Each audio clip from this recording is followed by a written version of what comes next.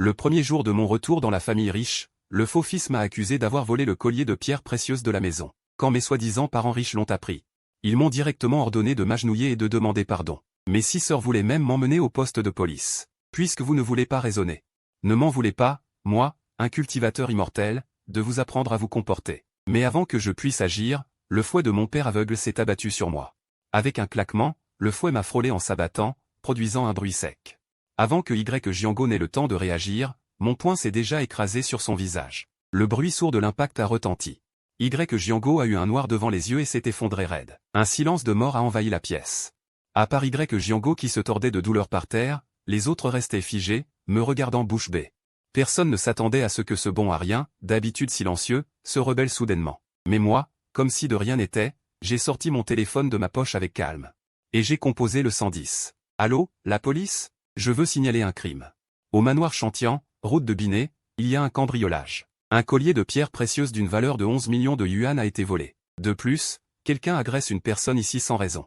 Au moment où j'ai raccroché, la pièce a semblé appuyée sur play. Wenwan a bondi du canapé, me pointant du doigt en hurlant, bon à rien. À peine rentré depuis 3 jours, tu voles déjà dans la maison. Et tu as encore le culot d'appeler la police. Y Huyan a aussi laissé tomber son air moqueur, jouant la carte de la maturité. Grand frère, maman dit souvent qu'il ne faut pas laver son linge sale en famille. On sait que la famille de tes parents adoptifs est pauvre. Que tu n'as jamais vu ce genre de choses, mais voler le collier de ta sœur pour le vendre, c'est vraiment trop. Si tu appelles la police, avec un montant impliqué de plus de 10 millions, tu risques la prison, a-t-il dit d'une voix de plus en plus faible. J'ai remarqué que la caméra de mon téléphone était braquée sur eux. Ah, comment? Tu ne parles plus, ai-je ricané. En agitant mon téléphone, pas grave, j'ai déjà tout enregistré. Chaque mot que tu as dit sera une preuve devant le tribunal. Un montant impliqué de plus de 10 millions, ça vaut bien quelques années à faire de la couture en prison. Salaud, qui t'a permis de filmer? C'est soudain écrié Y Ruyan, se ruant sur moi, furieuse. Tendant la main pour saisir mon téléphone. J'ai esquivé habilement, levant la main gauche pour tenir le téléphone bien haut. Tout en repoussant l'attaque de Y Ruyan de la main droite, ajustant l'angle pour filmer Y Ruyan et toute la pièce. Je te préviens, tu violes mon droit à l'image. Je vais porter plainte contre toi. A crié Y Ruyan d'une voix stridente. C'est toi qui as volé mon collier. On t'a vu sortir de ma chambre ce matin, et le collier avait disparu. Si ce n'est pas toi, qui d'autre? Espèce d'écœurant, qui sait quelle saleté tu as faite dans ma chambre? Tout en m'insultant. Elle me griffait frénétiquement, laissant bientôt démarquer des traces de dents sur mon bras. Bon à rien. Y Jiango, le visage enflé, a attrapé le fouet par terre mais n'osait pas frapper, de peur de blesser Y Ruyan par erreur. Il a crié vers la porte, vieux Feng. Qu'est-ce que tu attends? Appelle Wang Bao. En entendant le nom de Wang Bao, j'ai pris une décision rapide, d'une main, j'ai repoussé la main de Y Ruyan. De l'autre, j'ai attrapé son épaule, enroulé mon bras autour de son cou, et l'ai traîné vers le coin de la pièce. Puis, attrapant une assiette en porcelaine sur la table, je l'ai brisée d'un coup, et j'ai pressé le plus grand tesson contre la gorge de Y Ruyan. Que personne ne bouge, attendez la police. Sinon, je la tue. Ma voix était glaciale et ferme. Le silence est retombé dans la pièce. Le majordome et Wang Bao, arrivés à la porte, n'osaient pas bouger non plus en voyant cela. Y Ruyan s'est débattu un peu, mais mon bras, comme un étau, l'empêchait de respirer. Qu'est-ce que tu veux faire? Sa voix tremblait. Je n'ai pas répondu, me contentant de regarder froidement les gens dans la pièce. Le tesson de porcelaine toujours collé à son cou. Cette brute, vociféra Y Jiango. Sa voix presque sortie de ses dents serrées. C'est ta sœur. Ma sœur, ricanai-je. Le regard aussi froid qu'un couteau. Toi, Y Jiango, tu ne m'as jamais considéré comme ton fils, et Y Ruyan ne m'a jamais vu comme son frère. Pourquoi devrais-je la considérer comme ma sœur? Je le répète, si quelqu'un ose faire un pas de plus, je la tue. Après tout, je ne suis qu'un bon à rien, autant que ma misérable vie échange la sienne, si précieuse. Soudain, la sonnette a retenti, stridente et incongrue dans le silence de la pièce. Mes nerfs se sont tendus instantanément. Le tesson de porcelaine dans ma main s'enfonçait fermement dans la gorge de Y Ruyan, au point de lui entailler la peau, laissant perler une goutte de sang. Je n'osais pas me relâcher, craignant que ce ne soit un piège de la famille Y. La police, murmurai-je. Le regard alerte, balayant chaque coin de la pièce. Puis, une servante s'est précipitée vers Y Jiango. Et lui a murmuré quelques mots. Le visage de Y Jiango est devenu livide, ses yeux hésitants entre moi et Y Ruyan. Finalement, comme s'il avait pris une décision, il a serré les dents, laissé-les entrer. Peu de temps après, la servante a fait entrer 2 hommes en uniforme de police. Le plus grand a crié dès son entrée, « Qui a appelé la police ?»« Chef, regardez, » dit le plus petit policier, pointant du doigt ma prise de Y Ruyan dans le coin, d'un ton surpris. Mon petit, tenta de calmer le grand policier avec une feinte sérénité, « Ne t'énerve pas. Dis-nous ce qui ne va pas. Nous sommes la police, nous te rendrons justice. Relâche-la d'abord, d'accord? Je jetai un regard froid aux deux personnes, ayant déjà une idée en tête. Puis je ris, Mufeng Manguan, d'un ton plein de sarcasme. Mufeng Manguan, Jiango, tu es vraiment idiot à l'extrême. Se faire passer pour un policier aggrave la peine. Mufeng Manguan, et, comment oses-tu parler, toi? Le petit policier rétorqua immédiatement, nous sommes de vrais policiers, quoi? Vraiment, je ricanai. Moi, à 18 ans, je suis entré à l'école de police, diplômé à 22 ans. De 23 à 35 ans, avant ma traversée, j'étais un vieux policier avec 12 ans d'expérience. Vous deux, abrutis, vous osez faire les malins devant moi. Prenez votre téléphone, appelez le 110 et donnez votre matricule au centre de répartition. Voyant leur hésitation, mon sarcasme s'accentua. Jiango, tu ne fais même pas une vérification? Mon père adoptif a pris sa retraite d'un organisme gouvernemental, j'ai vu beaucoup de policiers. Les numéros de prison et de rééducation sont à 7 chiffres, commençant par 01. Vous deux, vous venez du parquet suprême, de la Cour suprême ou du ministère de la Sécurité publique? Avec votre allure minable, vous osez être policier? Un silence de mort régnait dans la pièce. Seule ma voix résonnait. Mon regard était perçant comme celui d'un faucon, et le tesson de porcelaine dans ma main restait fermement pressé contre le cou de Ruyant. Comme s'il était prêt à lui trancher la gorge à tout moment. À cet instant, un homme en uniforme de sécurité noire accourut précipitamment vers Jiango. Il lui dit quelques mots, et le visage de Jiango blêmit instantanément. Tu oses laisser les vrais policiers partir? Je ricanai, serrant le tesson plus fort. Le visage de Ruyant commençait à bleuir. Alors prépare-toi à enterrer ta fille. Cette fois, ce sont de vrais policiers. La voix de Jiango était paniquée. Manifestement dans une impasse, après un moment d'hésitation, il adoucit son ton. Xiao Teng, discutons calmement de cette affaire. Rien à discuter, dis-je sans céder. Quand ton fouet est tombé sur moi. Il n'y a plus rien à discuter. Ne crois pas que j'ignore ce que tu as en tête. Je ne vois pas les policiers. Alors prépare-toi à enterrer ta fille. Je fixai froidement Jiango, d'un ton plein de sarcasme. Un père force son propre fils à tuer sa propre fille. Si ça te fait plaisir, je suis ravi de jouer ce spectacle pour toi. En entendant cela, le visage de Jiango passa du vert au blanc. Il ne comprenait pas comment moi, que je me laissais manipuler il y a 2 jours encore. Comment j'étais soudainement devenu si ferme. Après avoir pesé le pour et le contre, il dit enfin en serrant les dents, laissez entrer la police. La servante partit en hâte. Peu après, des pas fermes et puissants se firent entendre. Un policier d'âge moyen et un jeune policier entrèrent dans le salon. Il y a des collègues arrivés avant nous, demanda le jeune policier à voix basse, perplexe. Le policier d'âge moyen, dès qu'il entra et vit la scène, leva immédiatement les mains. D'un ton doux, petit camarade, ne t'affole pas, ne t'affole pas. Nous sommes policiers. Mon matricule est 036663, je m'appelle Song Jongjiong. Tu peux appeler le 110 pour vérifier mon matricule. Crois-moi, la ville de Jianghe n'est pas dépourvue de justice. Nous te donnerons une explication. Mes nerfs se détendirent un peu. Fort de mon expérience, je pouvais presque confirmer que c'était de vrais policiers.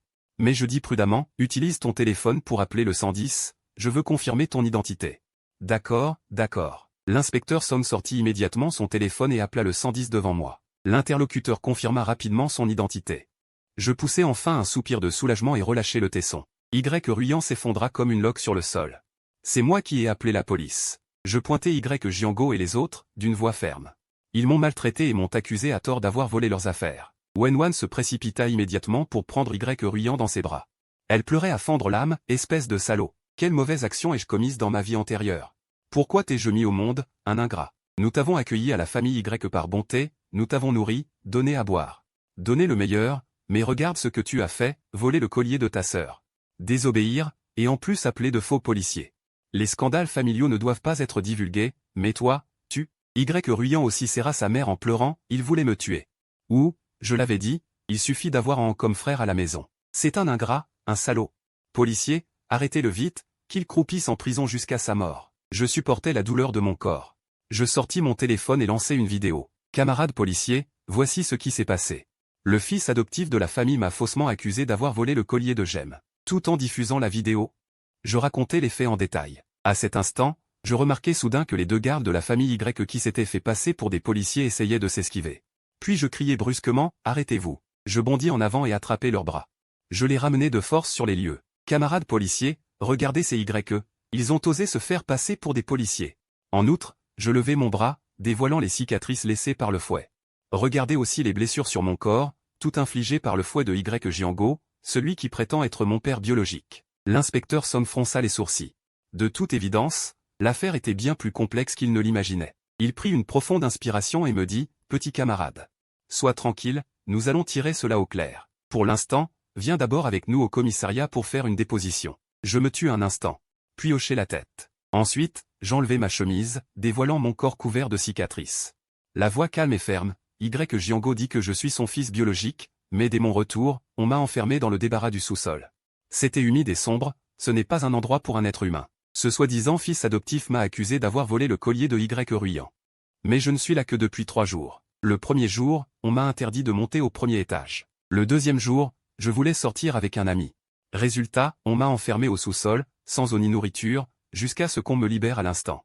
Comment aurais-je eu le temps de voler ce collier? Tu mens, coupa Wenwan d'une voix stridente. De toute évidence, tu veux traîner avec tes amis voyous et traîne savate.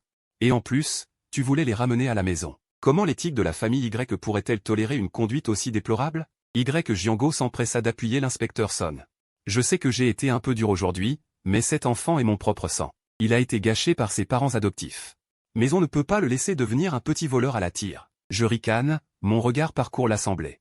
Qui a dit ça? C'est Yuan, non? Où est-il passé? Je regarde autour de moi, Yuan a déjà disparu. Il est probablement allé effacer les images de surveillance. Mais peu importe, j'ai déjà enregistré toute la conversation. Mon grand frère, à cet instant. Yuan entre dans le salon en soufflant, suivi d'un homme d'âge moyen. Il a l'air anxieux. Comme s'il voulait dire quelque chose, mais il s'arrête net en voyant la scène. Qu'est-ce que tu faisais? Jiango est un peu fâché. Il n'avait même pas remarqué que Yuan s'était enfui. J'ai vu l'urgence de la situation. Alors je suis allé chercher le docteur Liu. C'est un psychologue, aussi un négociateur. Je pensais qu'il pourrait calmer mon grand frère, dit Yuan d'un air innocent. Ah, comment ai-je pu oublier ça? Jiango se frappe le front, les yeux pleins d'admiration. Décidément, Han est intelligent. Regarde-moi, tellement pressé que j'oublie tout. Oncle Feng, regarde la mauvaise idée que tu as eue. Faire passer quelqu'un pour un policier. C'est vraiment un malentendu. Malentendu ou pas. Nous enquêterons nous-mêmes, dit froidement l'inspecteur Son en jetant un coup d'œil à mes blessures, puis au contenu de la vidéo. Si ce que dit ce jeune camarade est vrai, vous êtes déjà suspecté de séquestration illégale et de coups et blessures volontaires. En plus, lors du signalement, vous avez mentionné la perte d'un collier valant des millions. Le montant impliqué est énorme. Nous allons enquêter sur tout cela. Vous n'avez qu'à coopérer.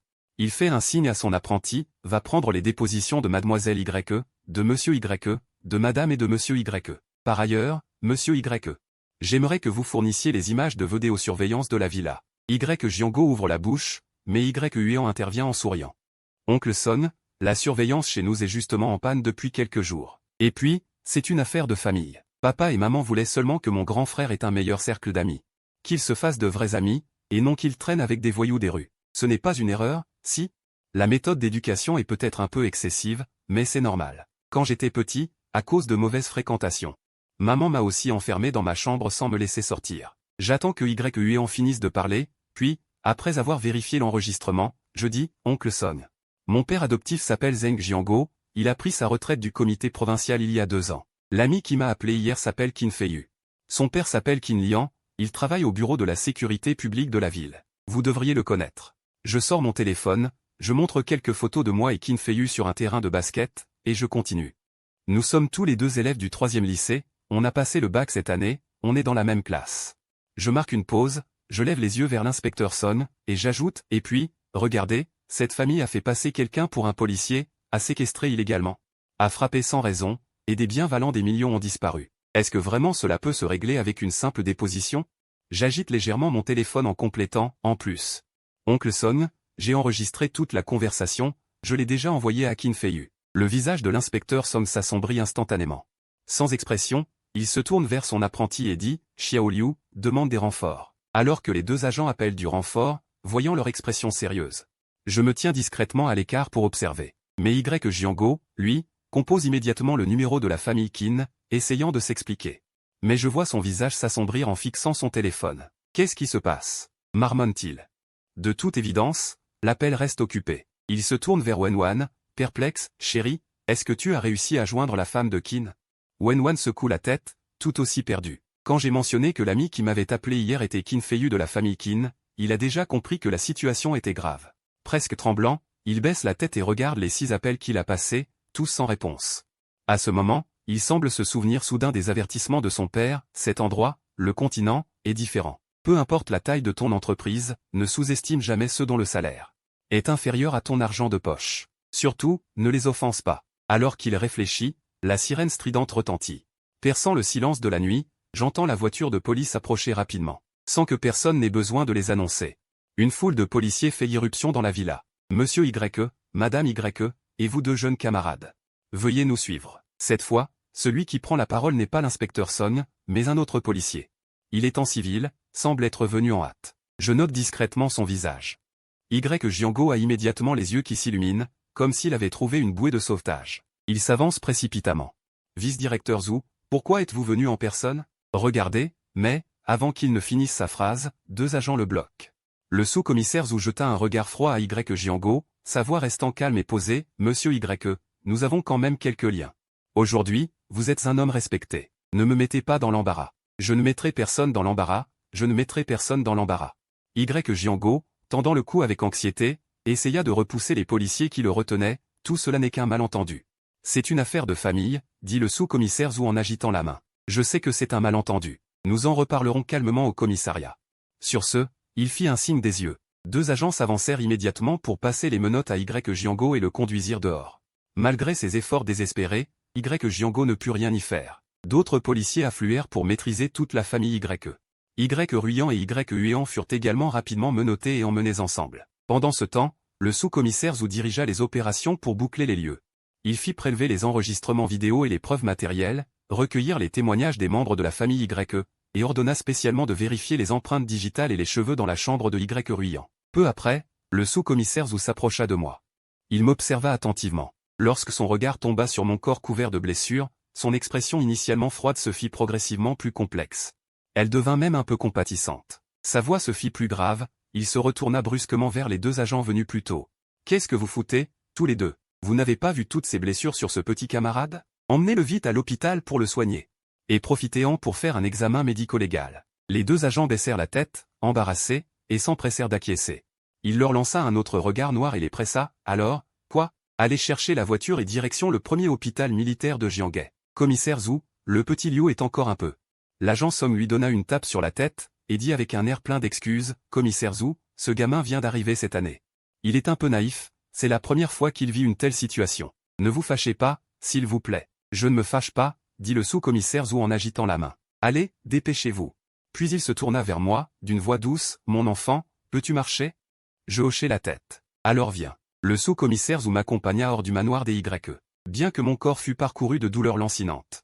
Je tins bon et ne bronchai pas. Pendant le trajet, il m'interrogea en détail sur ce que j'avais vécu ces derniers jours, tout en répondant. Je pris soin de noter certains détails, m'efforçant de montrer au maximum le comportement de la famille Y. Jusqu'au moment où je montai dans la voiture de police. J'entendis le sous-commissaire Zhu, assis à côté de moi, murmurer « Un collier à 10 millions. Depuis combien d'années n'a-t-on pas vu une affaire d'un tel montant à Jianghe ?» Je fus surpris. Puis compris immédiatement. Ayant été un policier expérimenté dans ma vie antérieure, je saisis parfaitement le sous-entendu de ses paroles. Il avait manifestement l'intention de se servir de cette affaire pour arrondir ses fins de mois. En y réfléchissant bien. C'était effectivement le cas. Seulement parce que j'avais été enfermé dans une cave et fouetté quelques fois, cela ne méritait pas une intervention aussi massive. Mais il y avait sans doute des considérations plus profondes derrière tout cela. Je soupirai et lui dis, il y a de fortes chances que ce soit Y Huan qui ait fait le coup. C'est le fils adoptif de Y Jiango et Wenwan. La famille Y l'a gâté à l'excès, ils ne lui infligeront probablement aucune sanction. Au mieux, je pourrais l'accuser d'atteinte à l'honneur, mais cela ferait passer l'affaire du domaine pénal au domaine civil. J'ai été séquestré pendant 1 jour et demi, et mon corps est couvert de blessures. Cela relève tout au plus des sanctions administratives, pas du pénal. Je fis une brève pause, puis ajoutai, cette affaire risque d'être difficile à exploiter. Le sous-commissaire Zhu ne dit rien de plus. De toute évidence, il avait déjà reconstitué le fil des événements à partir des preuves sur place et de mon récit. Effectivement, ce n'était pas une mince affaire. Mais ce n'était pas totalement impossible. Ces dernières années, la famille Y a vraiment pris un peu trop de hauteur, marmonna-t-il en réfléchissant. Voyant le sous-commissaire Zhu plonger dans ses pensées, je fermai doucement les yeux et commençai à passer en revue minutieusement les souvenirs de l'original. Jusqu'ici, pendant l'incident chez les Y, je n'avais fait que survoler rapidement les 3 derniers jours. Maintenant que j'avais du temps, je devais examiner en détail les 18 années de vie de l'original. Ce souvenir était à la fois long et court. Court, car après ma traversée. Je l'avais parcouru en moins de 3 minutes. Long, car il nécessitait de nombreuses heures pour être trié correctement. Je ne sais pas combien de temps s'écoula. Soudain, je découvris un fragment étrange. Depuis l'âge de 5 ans, sa vie était ponctuée de rêves récurrents. Un vieil homme apparaissait dans ses rêves, lui dispensant sans cesse des leçons. En mobilisant toute mon énergie, ce souvenir devint peu à peu plus net. Le jour et la nuit du rêve, mon cœur ressentit une clarté soudaine. Je concentrai mon attention sur ce souvenir singulier, depuis les murmures indistincts jusqu'à des paroles nettes et claires. Je compris qu'il ne s'agissait pas d'un rêve ordinaire. Mes souvenirs affluèrent comme une marée dans mon esprit, c'était une vie hors du commun commençant le jour de son 5e anniversaire. Ce jour-là, il avait rencontré par hasard dans la rue un vieux mendiant à l'agonie. Par pure innocence et bonté enfantine, il avait appelé les secours sans hésiter.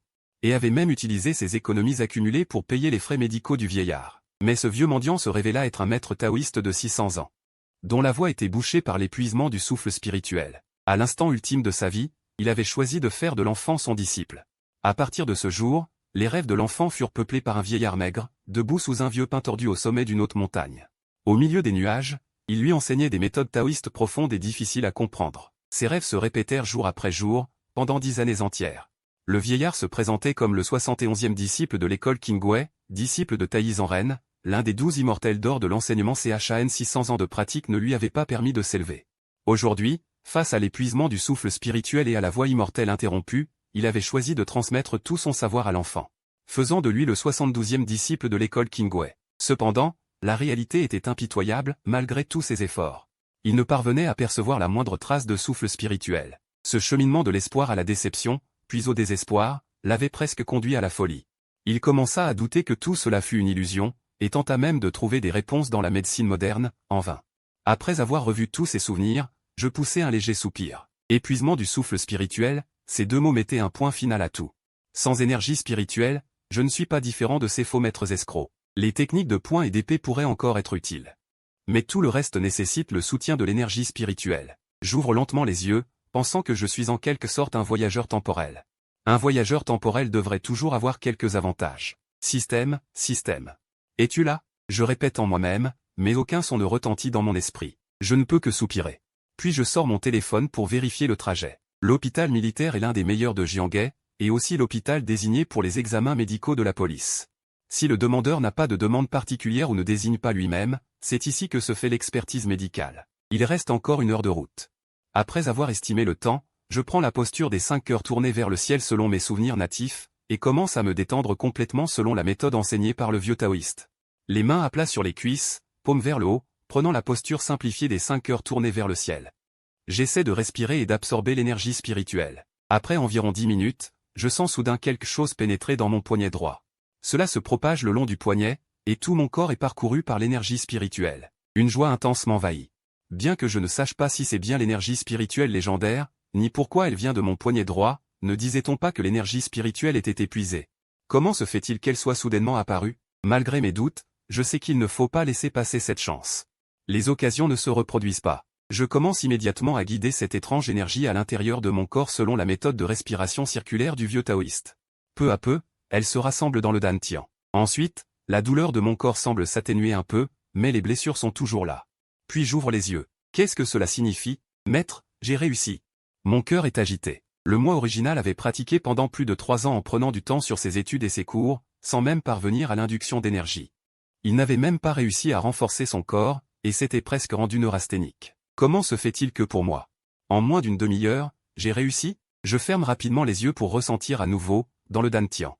Je peux clairement sentir cette force faible mais réelle, comme si elle ouvrait la porte d'un nouveau monde. Je n'ose pas me relâcher un instant. Je continue à guider cette force à travers les 8 méridiens extraordinaires selon la méthode du vieux taoïste. Chaque cycle rend cette force plus concentrée. Maître a vraiment réussi. Mais pourquoi ai-je l'impression que quelque chose ne va pas?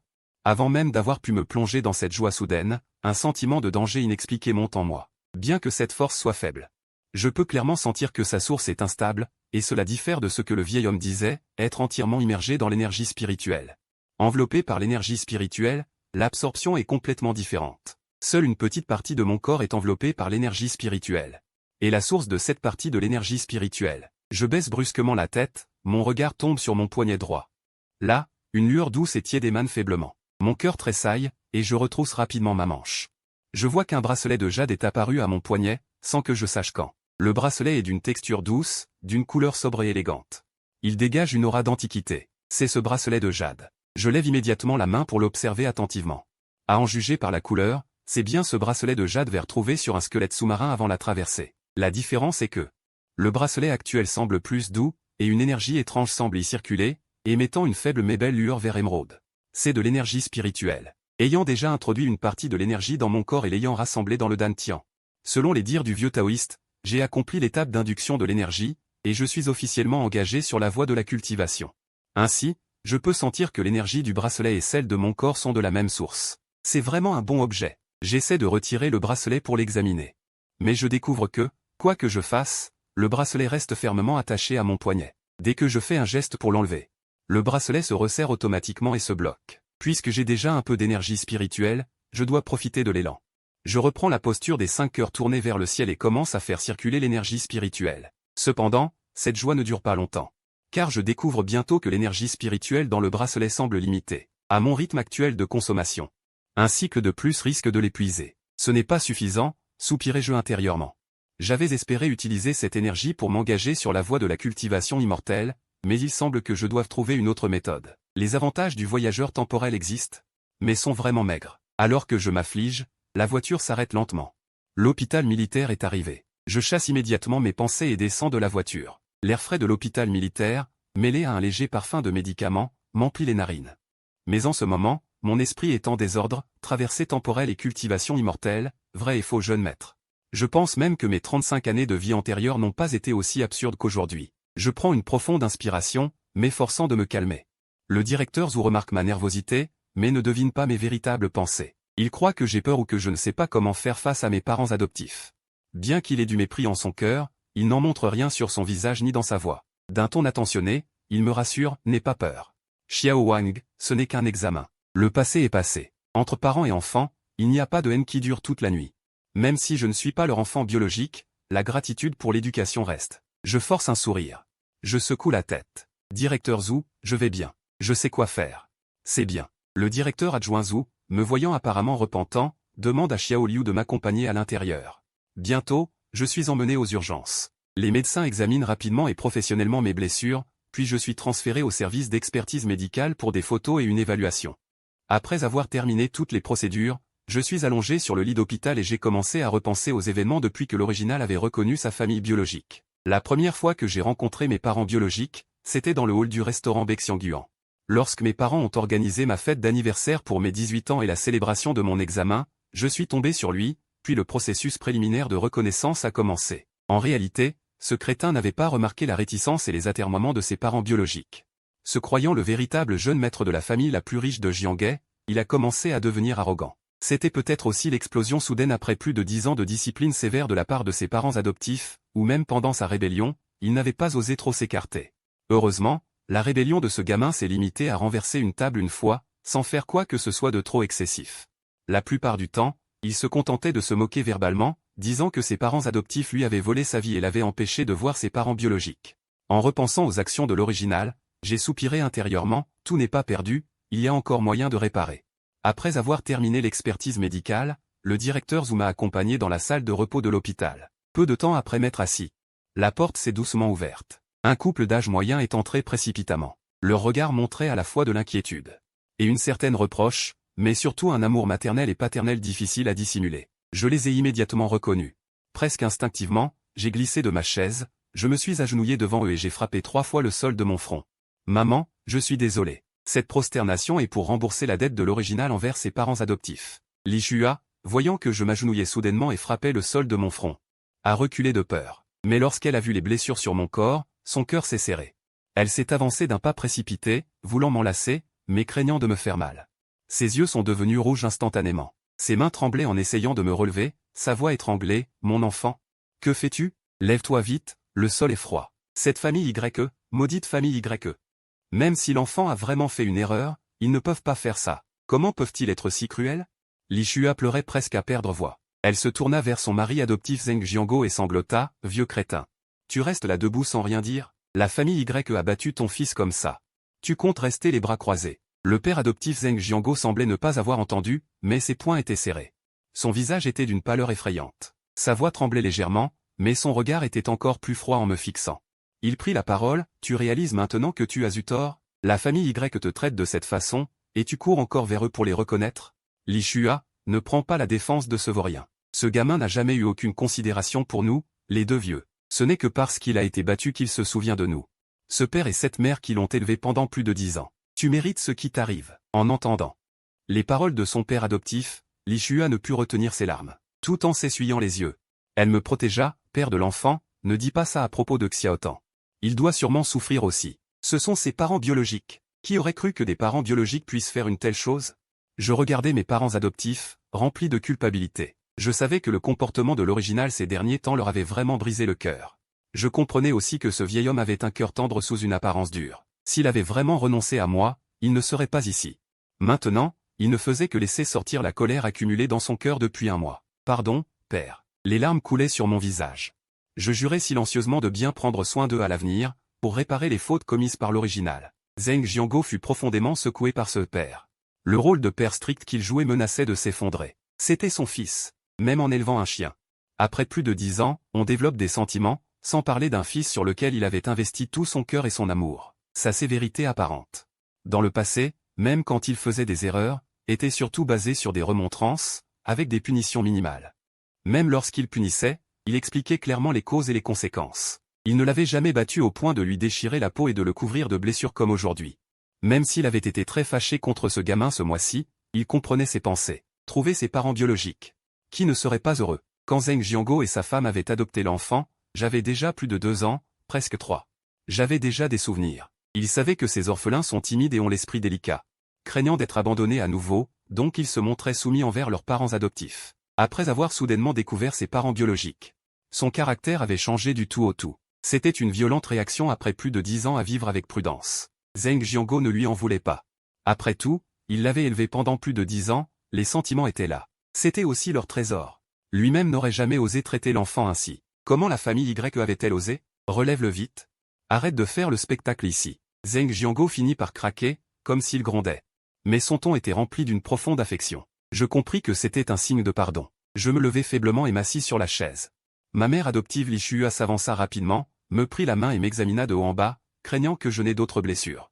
Le visage de Zheng Jianguo s'adoucit un peu, mais il conservait encore de la colère. Cependant, cette colère n'était plus dirigée contre moi. Il demanda d'une voix grave, « As-tu réfléchi à ce que tu comptes faire pour cette affaire ?» Je levai la tête, mes yeux vacillants. Après avoir réfléchi un long moment, je demandai, « Oncle Zhu, l'enquête sur la famille Y a-t-elle donné des résultats ?» À ma question. Le sous-directeur Zhu, qui accompagnait le couple Y, intervint, « Les vidéos de surveillance ont été supprimées, mais le service technique les a récupérées. D'après les entretiens avec la famille Y, à l'exception de Y Huan, les horaires correspondent.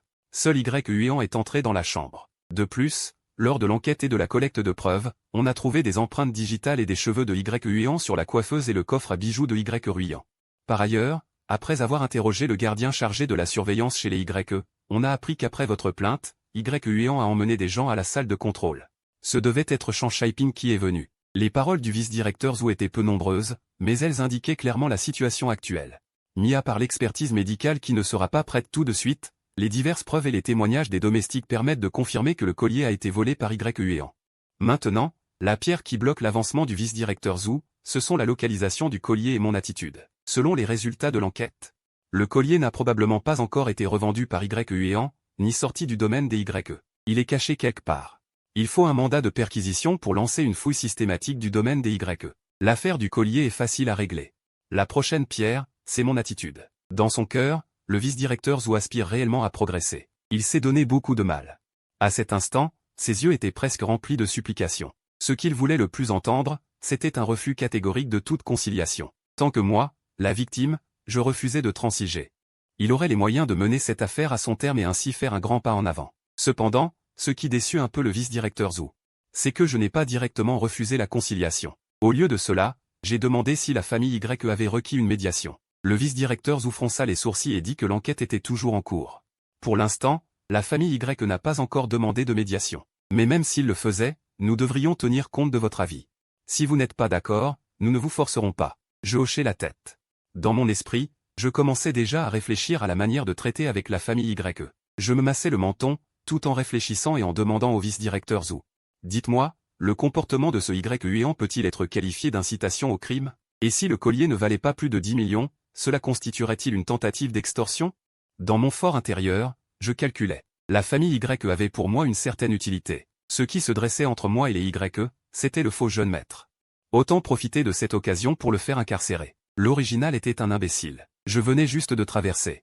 Je ne connaissais pas bien les différences entre le système judiciaire de ce monde et celui de ma vie antérieure. Dans ce genre de roman, le pouvoir des organes judiciaires était trop faible. J'allais d'abord utiliser YE comme une pierre pour sonder le terrain. Tant que je pouvais faire envoyer YE en prison pour 3 ans, voire plus, non seulement j'aurais 3 ans pour manipuler la famille Y sans l'interférence du faux jeune maître, mais je pourrais aussi comprendre préliminairement l'ampleur du pouvoir judiciaire dans ce monde. Ayant réfléchi jusqu'ici, je demandais avec hésitation, et si l'on ne ciblait que YE? Le vice-directeur Zhu, en entendant mes paroles, fut légèrement surpris. Il ne s'attendait pas à ce que ce jeune homme soit si rusé. Ses idées coïncidaient presque avec les siennes. En tant que vétéran de la fonction publique, il savait que cette fois, il ne s'agissait que d'un avertissement, pas d'une véritable attaque contre la famille YE. Ce fils adoptif, YE, était la cible parfaite. Wang Teng, votre question est pertinente, dit le vice-directeur Zhu après un moment de réflexion. Le comportement de YE pourrait effectivement constituer une incitation au crime et une tentative d'extorsion. Cependant, cela nécessite une enquête et des preuves supplémentaires. Soyez assurés, nous appliquerons la loi avec impartialité. Nous ne laisserons jamais échapper un seul criminel. Je compris naturellement le sous-entendu du directeur Zhu. D'un air grave et plein de ressentiment, je dis, je vous en prie, veillez à appliquer la loi avec équité. Ne laissez certainement pas un seul coupable s'échapper. Je ne pardonnerai jamais non plus, surtout à ceux qui ont des intentions malveillantes. Je ne pardonnerai absolument pas. Dans la salle de médiation du bureau de la sécurité publique du district de Binet, l'atmosphère était lourde et tendue. Moi et la famille YE étions assis de part et d'autre d'une longue table. Un homme d'âge moyen vêtu d'une veste Mao était assis à la place principale, une tasse de thé forte à la main. Song Tianxi, un travailleur juridique de 40 ans, était le médiateur de cette affaire, chargé de la médiation entre la famille YE. Il avait déjà pris connaissance du dossier. À cet instant, l'air grave, assis au milieu, il but une gorgée de thé fort. Dites-moi vos propositions de médiation. Mon avis. Je n'avais pas encore eu le temps d'ouvrir la bouche. YE prit la parole en premier, désolé, mon frère. YE, qui était assis tranquillement entre YE et Wenwan. Le corps légèrement penché en avant, semblant n'avoir même plus la force de se tenir droit. À le voir, on ne voyait qu'un visage pâle, ses yeux emplis de supplication et d'auto-accusation. Puis il baissa la tête, se cachant le visage avec les mains. Voyant cela, Wenwan lui caressa le dos avec tendresse. Le réconfortant à voix basse, Huéan, qu'est-ce qui te prend? Quand est-ce que papa et maman ont dit qu'ils voulaient te laisser partir? Tu es l'enfant que papa et maman aiment le plus. Même sans lien de sang, comment pourrions-nous te laisser souffrir? C'est toi mon seul frère. Le regard de YE était empli d'une rancune infinie. Me regardant, elle dit, qu'est-ce qu'il est, lui? Même s'il a un lien de sang, il ne peut pas se comparer à toi. Jiango, comme s'il était gagné par cette émotion, me réprimanda, espèce de démon. Si tu insistes pour dire que c'est la faute de ton père, alors j'admets avoir fait une erreur. C'était une impulsion de ma part. C'est moi qui n'ai pas bien enquêté et qui ai utilisé la discipline familiale à la légère. Mais Wang Teng, à quoi te sert cette bouche? Tu ne pouvais pas parler? Fallait-il vraiment appeler la police et en arriver là? Espèce de salaud. Quels parents n'aiment pas leurs enfants? Renchérit Wenwan à côté. Je pense que tu aurais pu t'intégrer progressivement dans notre vie, partager la chaleur et la joie de cette famille avec nous, même s'il y avait quelques punitions. C'était dans l'espoir que tu te débarrasses de tes mauvaises habitudes. Même si c'était une erreur, il fallait t'en accommoder sans en avoir. Et si tu en avais, les corriger. Mais regarde ce que tu as fait. En tant que notre fils biologique, non seulement tu n'as pas la moindre tolérance, mais tu as en plus amené les choses à ce stade irréversible. Les bras croisés. Même si j'étais préparé, je ne pus m'empêcher de lever les yeux au ciel. Vous êtes ensorcelé ou quoi? Je ne pus m'empêcher de railler. Bon, ça ne m'intéresse pas de vous voir jouer la comédie ici. Ce n'était qu'une remarque sans arrière-pensée. Mais je remarquai avec acuité qu'au moment où il entendit le mot ensorcelé, l'expression de YE se figea instantanément, et il devint visiblement paniqué. Cependant, en tant que parfait manipulateur, ses talents d'acteur étaient déjà à leur apogée. L'expression figée disparut rapidement en quelques secondes. Reprenant son air innocent et pitoyable, il m'a vraiment effrayé. Un instant, mon cœur a tressailli. Dans ma vie antérieure, en tant qu'ancien policier, j'avais vu pas mal de criminels habiles à se déguiser. Le changement d'expression très bref de YE n'a pas du tout échappé à mes yeux. Il n'y en a pas vraiment, hein. J'ai fermé les yeux, mon esprit tournait à toute vitesse. Dans ce monde, l'énergie spirituelle est épuisée. Même des choses comme le vieux taoïste descendant en rêve pour prolonger la vie existent, alors les insectes de malédiction pourraient-ils aussi exister? Le vieux taoïste en avait parlé. L'élevage des insectes de malédiction ne repose pas entièrement sur l'énergie spirituelle, mais sur d'autres éléments. Dans cette époque de tarissement de l'énergie spirituelle, l'art des malédictions est peut-être l'une des rares techniques mystiques encore utilisables. Je peux faire une divination. J'ai rapidement joint les doigts. Maintenant que j'ai de l'énergie spirituelle, je peux essayer la méthode de déduction que le vieil homme m'a enseignée. Mais à peine ai-je commencé la déduction que mon visage est devenu grave. Ma force est trop faible, l'énergie spirituelle est trop rare. Et c'est ma première déduction. Le résultat est flou, d'un aspect gris et délabré. Seul un point lumineux vacille faiblement, s'allumant et s'éteignant. D'après ce que le vieil homme m'a appris. Ce résultat signifie que la famille Y sera entièrement anéantie. Quant à ma déduction sur l'éventuelle malédiction, elle indique que Y a bien infligé une malédiction, mais que celle-ci ne contrôle pas entièrement les membres de la famille Y. Ils agissent encore selon leur propre volonté. J'ai lentement ouvert les yeux et ricané froidement. Il semble que ce Y ait du talent, mais ce sont surtout les préjugés des Y qui ont pris ces décisions. Peu importe, ai-je continué. Vous croyez que c'est quoi, cet endroit? C'est la salle de médiation du bureau de la sécurité publique du district de Binet, dans la ville de Jianghe, pas votre manoir des Y. Inutile de me jouer ici la comédie des liens du sang des Y. 50 millions, et je signe la lettre de pardon. Je n'ai absolument aucun intérêt pour l'avenir des Y. Un foyer qui ne m'aime pas et un foyer qui m'aime, le choix est facile. Pour l'instant, je veux juste soutirer un peu d'argent aux Y. Nous sommes en 2018. Une période délicate. Moi aussi, je compte tenter de créer ma propre entreprise, comme les autres vrais et faux héritiers. Dès que les Y ont entendu ma demande, ils sont restés figés. Pourquoi ne vas-tu pas plutôt voler? Y ruyant, plus choqué que quiconque. S'est levé d'un bond en m'accusant, pour une broutille pareille, tu demandes 50 millions. Je n'ai pas répondu, j'ai juste lancé un regard au médiateur. C'est à son tour d'entrer en scène. J'ai consulté le dossier, a commencé Vieux Somme en buvant une gorgée de thé. Il a demandé d'un ton posé, avant la médiation, je voudrais d'abord demander à mademoiselle Y. Votre collier vaut-il vraiment 12 millions? Qu'est-ce que ça peut te faire, que ça vaille ou pas, a répondu froidement Y ruyant. Ma sœur est avocate. Et même si ça ne vaut pas autant, qu'est-ce que ça change? C'est une affaire de famille. Ce collier m'appartient. Je choisis de pardonner à Y et de ne pas poursuivre. Qu'est-ce que vous pouvez y faire? Vieux Somme a souri. Mademoiselle Y, selon la loi, vous pouvez ne pas porter plainte, mais le bureau de la sécurité publique estime que cette affaire est de nature grave. Le criminel a incité à la calomnie, a détruit des preuves, a une intention malveillante forte, et ne s'est pas rendu de lui-même. Lors de l'enquête, le suspect n'a montré aucun remords et n'a pas coopéré. Bien que l'affaire n'ait pas été rendue publique pour l'instant, elle a déjà eu un certain impact social. Nous sommes en train de contacter le parquet pour un procès pénal. La valeur de ce collier est cruciale. Si elle est réelle, il s'agit d'un vol d'une somme énorme. Si ce n'est pas le cas, cela relève de l'extorsion. Après avoir débité tout cela, Vieux Somme a bu une autre gorgée de thé. Bien que la police dispose de services d'identification spécialisés et d'organismes partenaires réguliers pour évaluer la valeur exacte du collier, le fait que mademoiselle Y le déclare elle-même ou que nous le déterminions après expertise, ce sont deux choses différentes. J'ai enchaîné sur les paroles de Vieux Somme. Lançant froidement, Y inutile de faire ton numéro ici. Tout ce baratin ne sert à rien. La police accorde de l'importance aux preuves et dispose de témoignages. Ton jeu d'acteur ne marche pas. Vous, les personnes impliquées. Monsieur Y Jiango est accusé de violence et de mauvais traitement envers autrui, Madame Wenwan est accusée de séquestration illégale, et l'affaire de Y est très grave. La police a déjà récupéré les images de vidéosurveillance. L'enquête montre que tu es entré dans la chambre de Y. Sur sa coiffeuse, sa commode, son armoire et son lit, nous avons relevé tes empreintes digitales et tes cheveux. Même sur le papier toilette de sa poubelle, nous avons extrait tes traces génétiques. Laissez-moi vous faire un petit cours de vulgarisation juridique. J'ai poursuivi, Monsieur Y Jiango, conformément à l'article 234 du Code pénal, les lésions corporelles volontaires sont punies d'une peine d'emprisonnement de moins de 3 ans, de la détention ou de la surveillance. Mon expertise médico-légale n'est pas encore rendue. Si je ne signe pas de lettre de pardon, vous allez forcément passer un certain temps en détention. Madame Wenwan, vous m'avez enfermé au sous-sol, et il y a aussi des preuves vidéo. Selon l'article 238 du Code pénal, vous serez puni d'une peine d'emprisonnement de moins de 3 ans, de la détention, de la surveillance ou de la privation de droits politiques. La sentence exacte dépendra du tribunal. Mademoiselle Y ruyant, votre situation est particulière. Si le collier que vous avez perdu a vraiment cette valeur, les autorités ont deux hypothèses à votre sujet. L'une est que vous ignoriez vraiment tout, donc vous ne serez pas inquiété. Si vous ne pouvez pas donner une raison valable pour pardonner Y, alors vous êtes complice.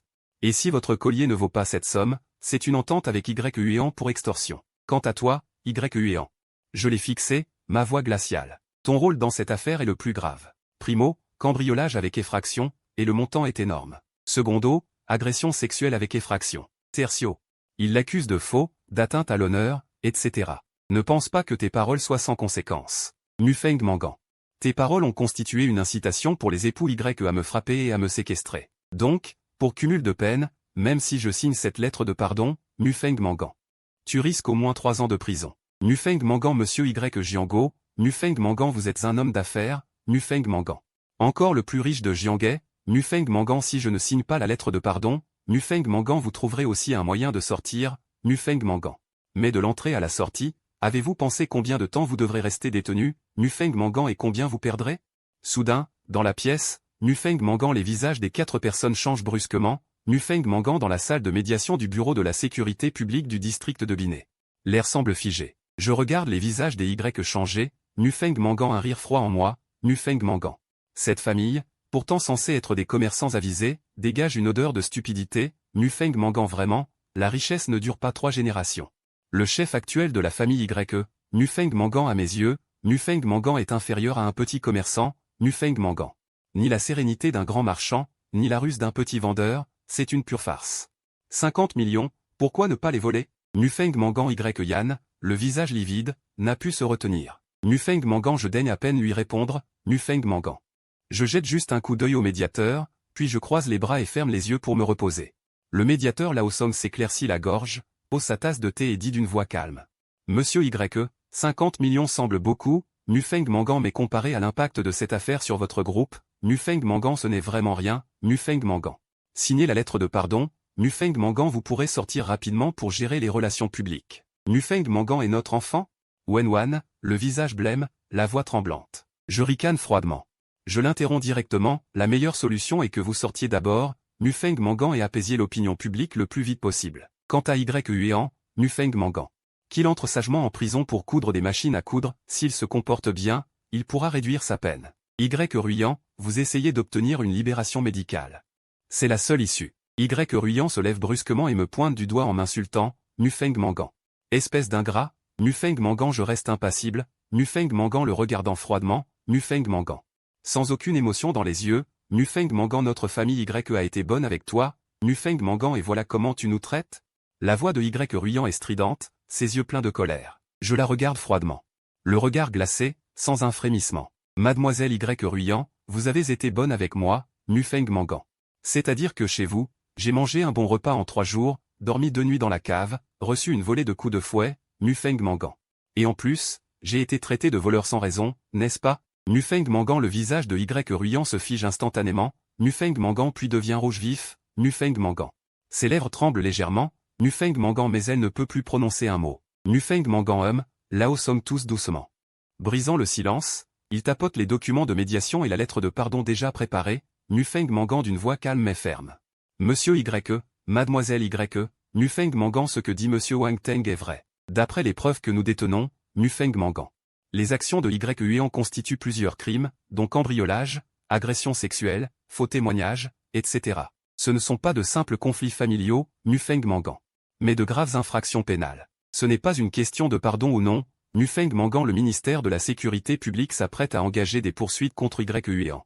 Je secoue la tête, voyant cette famille encore en train de lutter, un soupir au cœur. Je regarde mon téléphone, d'une voix froide mais avec un avertissement, monsieur, la Chine continentale est différente de l'extérieur, Mufeng Mangan.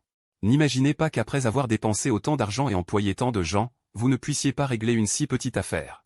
Parce que les objectifs et les intérêts de ceux qui sont dans le système et de vous, qui êtes en dehors, Mufeng Mangan ne sont pas les mêmes. Mufeng Mangan en Chine continentale, il existe de nombreuses voies pour monnayer le pouvoir. Mais les voies inverses sont non seulement étroites, Mufeng Mangan mais aussi extrêmement risquées. Mufeng Mangan d'ailleurs, je me souviens que votre grand-père vous a envoyé aux États-Unis quand vous étiez très jeune, Mufeng Mangan. Je voudrais simplement vous conseiller une chose, n'importez pas les règles du jeu des États-Unis en Chine continentale, Mufeng Mangan en disant cela, je me lève et arrange mes vêtements. D'une voix calme mais sans réplique, Mufeng Mangan il est maintenant 1h40 du matin, Mufeng Mangan il reste un peu plus de 6 heures avant le début du travail à 8h30. Je le répète une dernière fois, Mufeng Mangan vous êtes un homme d'affaires, Mufeng Mangan signez maintenant pour limiter les pertes et ce que vous devez faire. Mais si vous manquez le moment optimal, vous et le groupe Cheng Yuishang perdrez bien plus que cette somme. Je brandis mon téléphone, Mufeng Mangan. Avec une once de menace dans la voix, Mufeng Mangan et n'imaginez pas pouvoir vous défiler après être sorti. J'ai conservé toutes les vidéos et enregistrements, Mufeng Mangan. Ces éléments ne vous briseront peut-être pas, vous et Cheng Yuishang, mais ils deviendront certainement comme une tumeur incrustée, Mufeng Mangan vous causant un malaise constant, Mufeng Mangan. En particulier vos sociétés de divertissement, Mufeng Mangan, ces sociétés sont très dépendantes de l'image et du trafic, n'est-ce pas? Après avoir dit cela, je me tourne vers Lao Song, Mufeng Mangan d'un ton léger, Oncle Song, merci de votre peine. Lao Song ne répond pas, se contente d'un léger sourire, porte la tasse de thé à ses lèvres et boit une gorgée. Puis il me regarde partir, Mufeng Mangan en tant que médiateur, Mufeng Mangan il comprend bien que beaucoup de gens dehors espèrent l'échec de la médiation, Mufeng Mangan. Car une feuille tombe et tout renaît. Maintenant, il s'agit de voir si ce monsieur Y comprend vraiment qu'il faut limiter les pertes à temps, Mufeng Mangan devant la porte du bureau de la sécurité publique du district de Binet, la nuit est noire comme l'encre. Les lampadaires diffusent une lueur jaune et tamisée. Je sors de la salle de médiation, Mufeng Mangan et tombe immédiatement sur mes parents adoptifs qui attendent, anxieux. Mon fils, comment ça va? L'affaire est-elle réglée? Li Shua me serre fermement la main. Les yeux pleins d'inquiétude, demande-t-elle. Mufeng Mangan je souris doucement, Mufeng Mangan un sourire laissant transparaître une confiance subtile, maman. Vous pouvez être tranquille, Mufeng Mangan l'affaire est presque réglée, Mufeng Mangan la famille Y est prête à payer 50 millions pour étouffer cette affaire. Wang Jiango haussa légèrement un sourcil, une lueur d'incrédulité traversant ses yeux. 50 millions, une telle somme, Mufeng, leur famille Y sait vraiment y mettre le prix. Ils n'ont pas le choix, ils doivent le faire. Sinon, leur perte serait bien plus grande. Mon ton était calme, mais transpirait une sérénité de maîtrise absolue. Puis, après une pause, je demandai, papa, à propos, comment va la santé de Y Kaosheng, l'ancien chef de la famille Y? Wang Jiango réfléchit un instant avant de répondre, en bonne santé. Tu as oublié? La semaine dernière encore, on a appris que ce vieux bonhomme accompagnait sa nouvelle petite amie de 18 ans à une visite prénatale. À cette nouvelle, je restais interdit, les images d'un flash d'infos de la semaine précédente me traversant l'esprit. Fronçant les sourcils, je demandai, un peu perplexe, tu veux dire que c'était sa petite fille aînée? Je me souviens que Cheng Richan avait même démenti, disant que le vieux Y accompagnait sa petite fille aînée pour voir son arrière-petit-enfant. Qui sait? Wang Jiango secoua la tête, un ton moqueur dans la voix. Avec les histoires de ces riches, les démentis que tu vois ne sont pas forcément vrais. Vrai ou faux, qui peut vraiment le dire? Monte en voiture, dit Wang Jiango en me tendant un dossier. Voici ton rapport d'expertise médicale. Zhu me l'a apporté. Il a été fait en priorité, en avance. Je pris le dossier, en feuilletai distraitement une page, puis le posai de côté. Fermant les yeux pour me reposer, je comprenais que Zhu me faisait un signe. Une indemnisation aussi élevée est-elle raisonnable? La voiture démarra et quitta lentement le commissariat. En chemin, Li Shua était encore inquiète, une note d'angoisse dans la voix, mon fils, même si tu es la victime dans cette affaire, c'est à toi de décider comment gérer ça. 50 millions, ce n'est pas une petite somme. J'ouvris les yeux. Regardai ma mère, puis les refermai. D'une voix calme mais ferme, je dis, maman. Ce que je veux, ce n'est pas une indemnisation. C'est le prix que la famille Y paie pour étouffer le scandale. Yann ne sait pas compter. Mais il y a toujours quelqu'un chez les Y qui sait. Pas besoin d'attendre demain matin. Je parie que dès 4 ou 5 heures du matin. Le premier virement arrivera. Puis, après une pause, je continuai, quand j'aurai reçu ces 50 millions. J'ai l'intention d'en envoyer 20 millions sur le compte de nos parents. Les 30 millions restants, je veux essayer de lancer une petite affaire. Wang Jiango allait refuser, mais je l'interrompis, papa, ne t'inquiète pas pour moi. Puis je fermai les yeux, la voix teintée de fatigue, je veux me reposer un peu. Si tu veux absolument en discuter, attends que je me sois reposé. Me voyant épuisé. Mes parents n'insistèrent pas. Ils restèrent silencieux dans la voiture, le cœur partagé entre inquiétude et espoir. À l'arrière, les yeux clos, même au repos, je planifiais l'avenir dans mon esprit. Je savais que ce soit dans la cultivation immortelle ou en ville, la vie était primordiale. La cultivation nécessite des élixirs, des artefacts et des pierres spirituelles. Tandis que la ville exige d'énormes moyens financiers. Ces 50 millions étaient la première pierre de mon chemin de cultivation. Mais investir n'est pas chose aisée. Un faux pas, et je pouvais tout perdre. Je repassais soigneusement les souvenirs de ma vie antérieure. Essayant de trouver une direction d'investissement adaptée. Nous étions en 2018, l'économie mondiale se redressait. Mais le protectionnisme commercial et l'unilatéralisme montaient, la situation internationale était complexe et changeante, la guerre commerciale sino-américaine allait bientôt éclater. C'était à la fois un défi et une opportunité. Je pensais aux industries de pointe comme les nouvelles énergies, les drones, l'intelligence artificielle. Mais ces domaines requièrent d'énormes capitaux et ressources. 30 millions sont loin d'être suffisants. L'industrie médicale pourrait être une option. Mais on ne sait pas encore si la pandémie future se produira dans ce monde. J'entr'ouvris les yeux, regardant par la fenêtre de la voiture. Et soupirai intérieurement, n'y a-t-il vraiment aucune opportunité de coup de chance? À cet instant, une Wuling s'élança à toute vitesse à côté de nous. Mes yeux s'illuminèrent, et je murmurai, Wuling, ce qui fabrique ce dont le peuple a besoin. L'instant d'après, comme frappé par la foudre, une révélation me vint. J'observai attentivement les rues. Essayant de trouver des différences avec ma vie antérieure. Soudain, Une moto modifiée, un Ghostfire, passa en rugissant, son bruit strident brisant le calme de la nuit. Mes yeux s'écarquillèrent, je compris soudain, c'était le vélo électrique. Dans ma vie antérieure, à cette époque, les vélos électriques avaient déjà envahi les rues. Les livreurs de repas et les chauffeurs de VTC les utilisaient pour sillonner la ville. Mais dans ce monde, on en voyait rarement dans les rues. À leur place, il y avait des tas de motos et de vélos. Était cela le créneau que je pouvais exploiter? Je réfléchissais en moi-même. Si je pouvais prendre les devants, l'industrie du vélo électrique connaîtrait un développement explosif dans les années à venir. La guerre commerciale, la hausse du prix du pétrole, les politiques encourageant les énergies nouvelles et la mobilité verte. Tout cela était des facteurs clés pour promouvoir l'industrie du vélo électrique. Plus important encore, je pouvais utiliser le réseau de mon père, en collaboration avec les politiques nationales, pour promouvoir l'interdiction des motos. L'investissement initial dans les vélos électriques était faible. Dans ce monde, l'industrie du véhicule électrique existait déjà, avec des entreprises comme BYD qui montaient en puissance. La ville de Jianghe avait aussi des marques locales et des infrastructures. Les trois éléments industrie, capitaux, politique étaient réunis. Il ne me manquait qu'une étude de marché, et je pourrais alors déployer mes ailes. Alors que je planifiais l'avenir, la voiture entra lentement dans le quartier. Soudain, mon téléphone émit un son. Je jetai un coup d'œil distrait et vis une notification de la Banque industrielle et commerciale de Chine. En ouvrant, mes pupilles se contractèrent, 30 millions étaient crédités. La réaction de la famille Y avait dépassé toutes mes prévisions. Je pensais devoir attendre au moins l'aube, voire plus tard, pour voir leur décision. Car Yan ne paraissait pas très intelligent.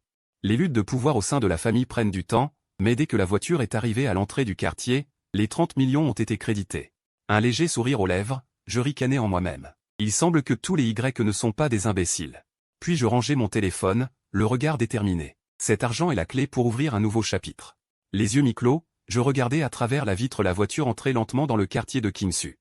C'est le vieux quartier où vivent mes parents adoptifs, avec plus de 30 ans d'âge et des bâtiments généralement peu élevés. Les lampadaires, bien que modernisés, conservent encore les traces des années 70 et 80, avec des enseignes rudimentaires accrochées aux murs de briques rouges. Racontez les vicissitudes du temps ici. Bien que vieux, le quartier de Qingsu est l'endroit le plus sûr de Jianghe. Même plus que les zones de villas des riches. C'était autrefois un quartier de logements sociaux pour les unités municipales, rassemblant le personnel des systèmes de la police, des tribunaux, des impôts, etc. Même si aujourd'hui il y a un mélange de gens, c'est toujours un lieu de rassemblement pour les fonctionnaires. Commettre un délit ici équivaut à se jeter dans la gueule du loup. La voiture s'arrêta dans un coin sans gêner, et Wang Jiango monta au 6e étage avec sa famille. La lumière jaunâtre de la cage d'escalier reflétait les marques du temps. À peine avait-il posé le pied sur le couloir du 6e étage. Une silhouette inattendue apparut aux yeux de tous, un petit vieillard vêtu d'une veste Sun Yat-sen, appuyé sur une canne, assis calmement. Calmement devant la porte de Wang Jiango. Wang Jiango resta figé, trouvant le vieillard familier. Mais ne put pas se rappeler son nom. Alors qu'il s'apprêtait à demander, je tirai doucement mon père adoptif. Et dis à voix basse, « Papa, rentrez d'abord, je vais discuter un moment avec le vieil homme. » Wang Jiango me regarda, comprit soudainement, puis hocha la tête. Il entra avec sa femme. Une fois la porte fermée, je m'avançai. J'aurais voulu l'appeler « vieux tuteur », mais je finis par me retenir. Le vieillard ouvrit les yeux. Il se leva en s'appuyant sur sa canne. Je m'approchai docilement pour l'aider, et nous descendîmes sans dire un mot. Ce n'est qu'en sortant du quartier que le vieillard poussa un long soupir, « Tu as de la considération. Je pensais que tu m'en voudrais à cause de ce fils indigne. Et que tu en voudrais aussi à ce vieux bonhomme que je suis. » Je souris légèrement, d'un ton poli mais distant. Une chose est une chose. Même s'il s'agit de liens du sang, je ne tiendrai pas rigueur au père pour le crime du fils. Sinon, quelle différence aurais-je avec ce monsieur Y qui ne sait pas distinguer le vrai du faux et juger de la situation? N'est-ce pas, vieux maître Y? Dès que j'eus distingué les traits du vieillard, je le reconnus Y Kaosheng. Que ce soit par la ressemblance père-fils, ou par les photos dans les journaux People, je ne pouvais l'oublier. Y Kaosheng sourit. Et dit, Petit Eng, cette fois-ci, c'est ce scélérat qui t'a fait du tort. Je ne sais pas si Petit Eng peut pardonner à ce scélérat. Comme je m'y attendais, ces 30 millions n'étaient pas arrivés si vite sans raison. Je répondis calmement, il y a une lettre de pardon et un accord de médiation que j'ai signé au commissariat. Je ne repris pas directement la parole du vieillard, d'un ton respectueux mais distant. D'un ton respectueux mais distant. Y Kaosheng comprit l'implicite et soupira. D'une voix un peu lasse, aucune possibilité, je haussai les épaules. Bien que mes vêtements cachassent la plupart des cicatrices. Les blessures sur mes bras, mon cou et mes jambes étaient encore bien visibles. Sous le lampadaire, les yeux de Y Kaosheng scintillèrent de larmes. Il avait les mots sur le bout de la langue, mais ne put les prononcer. Puis je secouai mon téléphone et dis, j'ai quelques questions. Répondez-moi. En même temps, virez-moi encore 30 millions. Je promets de supprimer toutes les vidéos et de ne répondre à aucune question des médias séparément. Si nécessaire, Je peux discuter avec vous à l'avance pour minimiser les pertes. Je ne suis pas un brute qui frappe à gauche et à droite sans réfléchir, ni un protagoniste revenu à la vie uniquement pour se venger. Je suis une personne ordinaire. Je suis prêt, dans un souci de maximiser les intérêts, à donner une porte de sortie au vieillard. Hélas, Kaosheng poussa un nouveau long soupir. Comme s'il avait déjà deviné mes questions, il parla directement. En fait, les origines de Yuan sont bien plus complexes que tu ne l'imagines. Cette année-là, je voyageais à l'étranger. J'ai rencontré mon premier amour, alors âgé de 18 ans, dans un hôtel de plage aux Caraïbes. Elle était également célibataire à l'époque. Et moi, je venais de me marier par alliance avec quelqu'un que je n'aimais pas. Alors, tu dois comprendre, une rencontre fortuite, et ce fut incontrôlable. Même si ce n'était que de courte durée, je voulais profiter de la passion. Mais qui aurait pensé qu'elle tomberait enceinte? À cette époque, je venais de reprendre l'entreprise, je ne pouvais pas rester longtemps à l'étranger et j'ignorais qu'elle était enceinte. Je lui ai laissé un peu d'argent et mes coordonnées, puis je suis rentré. Plus tard, elle a donné naissance à l'étranger au père de Yuan, Connie, et l'a élevé seule.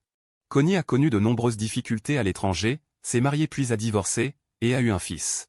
C'est Yuan. J'ai appris son existence par hasard, et à ce moment-là, mon premier amour était déjà décédé. Je l'ai donc ramené en Chine. Mais à ce moment-là, ton père avait déjà toi, et le père de Yuan était toujours vivant. Je n'ai pas pu le reconnaître publiquement. Je l'ai donc installé secrètement à Jianghe, sans jamais le révéler. Je ne l'ai même pas dit à ton père. Mais qui aurait cru que cet enfant aurait une vie si malheureuse? Il n'a même pas eu un an de bon jour. Il est parti tôt avec sa mère. Après son départ, il ne restait que le petit Yuan. Je devinais immédiatement la suite de l'histoire. C'est à ce moment-là que je m'étais perdu, et que ma mère pleurait chaque jour. Le père était également dévasté, et par coïncidence, Yuan avait presque le même âge que moi. Alors tu as arrangé une adoption, et tu as fait entrer Yuan à la maison. Kaosheng fut surpris. Mais il ne contredit pas. Et moi? Demandai-je. Ne me dis pas que la famille a mobilisé toutes ses forces. Pendant plus de 10 ans, ils n'ont pas réussi à me retrouver, puis ils m'ont rencontré par hasard. La recherche de la famille a duré plus de 10 ans. La récompense augmentait chaque année. Quand Yuan Dian était enfant, il a découvert qu'il ressemblait à Yan, et il s'est rendu plusieurs fois à la villa des YE. Mais chaque fois, il a été chassé par les gardes, et la dernière fois, ils ont failli le mordre en lâchant les chiens. Si ce n'avait pas été le jour de son 18e anniversaire où il les a croisés. Impossible d'éviter cela, et il n'y aurait pas eu de reconnaissance plus tard. J'aimerais entendre ta propre explication, vieil homme, sur la raison pour laquelle tu n'as pas pu me trouver pendant plus de 10 ans. Kaosheng resta silencieux un moment, son regard se dirigea vers le pot qui venait de s'allumer à l'étage, puis il demanda au bout d'un moment, Xiaoteng. As-tu l'intention d'essayer le concours de la fonction publique? Après un instant de réflexion, je compris le sous-entendu. Avec le réseau de relations de mon père, tant que l'écrit était réussi, même avec une note limite, je pourrais être recruté sans problème. Ajouté à l'argent de la famille YE et aux relations humaines de la famille Wang, ma progression serait aussi rapide qu'une fusée. Songeant au caractère de Yuan Shen. Il suffisait de créer une rencontre fortuite, de donner un peu d'attention familiale et de petites faveurs, et la famille Y trouverait à Jianghe un appui inestimable. Même si Yuan Shen n'était pas en poste localement, il pourrait utiliser ses fonctions et ses relations pour faciliter les affaires de la famille Y dans d'autres endroits. L'union du système interne et externe. Dans cette période particulière de transition nationale face à une situation internationale complexe, permettrait à la famille YE, même sans l'art de l'épée, de rester invincible. Malheureusement, les calculs humains ne valent pas ceux du ciel. Un sourire froid se dessina sur mes lèvres. Quant à ces deux imbéciles, Yuan et Yan. Oui, trop idiot. Durant ces 6 mois, il aurait dû accompagner sa petite fille aînée. Une lueur de colère traversa les yeux de Kaosheng, mais c'était surtout de l'impuissance. Il soupira. Oui, trop stupide. Durant ces 6 mois, il aurait dû accompagner sa petite fille aînée. Attendre la naissance de son premier arrière-petit-fils, mais il n'imaginait pas que cela tournerait ainsi. Mon retour anticipé n'était pas dans ses plans. Mais puisque nous nous étions déjà rencontrés, avec le rapport de test de paternité, et que j'avais volontairement demandé à être reconnu par la famille. Kaosheng n'y avait pas pensé plus longtemps, il s'était dit, tant pis, si c'est plus tôt, ce n'est pas grave, du moment qu'il est gentil avec moi. Qu'il est gentil avec ma famille adoptive, et que ce lien familial ne soit pas rompu. On trouvera plus tard un moyen pour qu'il passe le concours de la fonction publique. Le plan pouvait toujours se réaliser. Mais qui aurait cru qu'en seulement 3 jours, ces deux imbéciles détruiraient complètement le plan qu'il avait minutieusement élaboré pendant plus de 10 ans. Depuis qu'il avait reçu la nouvelle, Kaosheng n'arrivait pas à comprendre ce que Yan et Wenwan avaient dans la tête. Même s'ils ne devinaient pas son plan, c'était quand même leur fils biologique, né de leur chair et de leur sang après 10 mois de grossesse. Au début, il n'y croyait pas. Ce n'est qu'après avoir reçu un appel d'un ami de la sécurité publique qu'il a confirmé que c'était vrai. Il a failli être hospitalisé sous le choc. Fini, tout est fini. Imbécile, imbécile. Kaosheng, appuyé sur sa canne. Insultait ces deux bons à rien. Ils auraient dû pourrir en prison et ne jamais en sortir. 50 millions, le vieillard te les transfère maintenant. Va déchirer la lettre de pardon. Je veux que ces deux imbéciles purgent leur peine jusqu'au bout. Purger leur peine jusqu'au bout. Je file à mou, laisse tomber, s'ils purgent leur peine jusqu'au bout. Qui héritera de la famille YE? Ne me dis pas que tu comptes sur ton petit-fils ou que tu as un fils illégitime quelque part. Petit-fils? Kaosheng ne répondit pas, son regard posé sur moi. Bien que le plan ait changé. Si j'avais quelqu'un qui n'était pas stupide et capable de garder les biens familiaux, ce ne serait pas mal. Laisse tomber, je fis un geste de la main. Je ne veux pas porter le nom de YE. Toute cette affaire chez vous, gère-la toi-même. J'ai eu du mal à sortir de l'histoire du vrai et faux héritier, qui voudrait y retourner? Et selon le schéma de ce genre d'histoire, la prospérité actuelle de Cheng Richan doit être pleine de parasites. On ne peut pas y toucher facilement. Sans l'aide des souvenirs de la Renaissance, je ne sais pas qui est loyal. Qui doit être renvoyé, qui a des secrets à exploiter. De plus, dans ma vie antérieure, j'étais juste un petit policier. Je n'ai jamais dirigé une aussi grande entreprise, même si j'y montais, ce serait inutile. Ce n'est pas comme dans les romans où l'on peut dès l'arrivée entreprendre de grandes réformes. Et redonner un nouveau souffle à l'entreprise. Mon meilleur choix est de créer ma propre entreprise à partir de zéro, plutôt que de reprendre Cheng Richan. Ce serait la mort assurée. Vieux maître YE, dis-je d'un ton froid. Je t'ai accompagné assez loin, je dois rentrer. Quant à pardonner ou non. Si tu ne pardonnes pas, envoie encore 50 millions comme tu l'as dit. Si tu pardonnes, envoie les 20 millions restants. Va doucement, vieillard, je ne te raccompagne pas. Le lendemain matin, la lumière du soleil filtrait à travers les rideaux et éclairait mon visage. Je frottais mes yeux encore ensommeillés. Prenant mon téléphone, je vis que 30 millions étaient arrivés sur mon compte, soit un total de 60 millions. Ce chiffre était si subtil que je ne pus m'empêcher de hausser un sourcil. Il semblait que le vieux maître YE voulait à la fois que je pardonne et ne voulait pas faire de compromis complet. Quant au faux héritier YEan, il ne devait pas rester longtemps en prison. Confrontation entre le faux héritier, le fils illégitime et le fils légitime, je ricanai froidement. Je m'en fichais. Peu importe ce qu'il advient de YEan, tant que je ne mets pas un pied dans la famille YE. Tout est fini. Maintenant, je vais utiliser ces 60 millions pour lancer ma propre entreprise de cyclomoteurs électriques. Après m'être simplement lavé. J'ai dit à mes parents adoptifs que je voulais acheter une moto, puis j'ai enfilé une veste décontractée et je suis sorti. Je n'ai pas mentionné mon projet entrepreneurial. Je me suis simplement lancé dans un voyage d'exploration. La moto électrique, un moyen de transport qui s'était rapidement imposé dans ma vie antérieure grâce à son faible coût d'utilisation et sa commodité, était extrêmement rare dans ce monde. Les conditions extérieures ne différaient pas beaucoup de celles de ma vie antérieure, la raison de ce retard de développement ne pouvait donc venir que de l'intérieur. Je me suis vite rendu dans une boutique spécialisée appelée Flash Moto, située dans la zone de haute technologie. La boutique n'était pas grande, mais les modèles de motos électriques exposés étaient variés, allant du simple et élégant au très technologique. Il y en avait pour tous les goûts. Le vendeur, me voyant entrer, m'a immédiatement accueilli avec enthousiasme. « Monsieur, vous cherchez une moto électrique? Nous avons le tout dernier modèle, ses performances sont excellentes. » J'ai souri et hoché la tête. Le vendeur a immédiatement commencé à présenter, ce modèle est notre produit phare, équipé du dernier système intelligent. Il permet la commande vocale, la navigation automatique, le régulateur de vitesse adaptatif, le suivi de voie, l'autostabilisation et bien d'autres fonctions. En écoutant le vendeur, une question me taraudait. Attends, les motos électriques d'ici semblent trop intelligentes, même dans ma vie antérieure, elles étaient loin d'atteindre ce niveau. Je n'ai pas pu m'empêcher d'interrompre le vendeur pour poser la question qui me préoccupait le plus, quel est le prix de cette moto électrique? Le vendeur a souri légèrement, 80 000. Un acompte de 7 000, et des mensualités minimales de 3 000. J'ai été stupéfait, ce prix permettait d'acheter une bonne moto classique. J'ai secoué la tête, c'est un peu cher, vous avez quelque chose de moins cher? Le vendeur, un peu déçu, a répondu, alors il faudrait regarder l'occasion.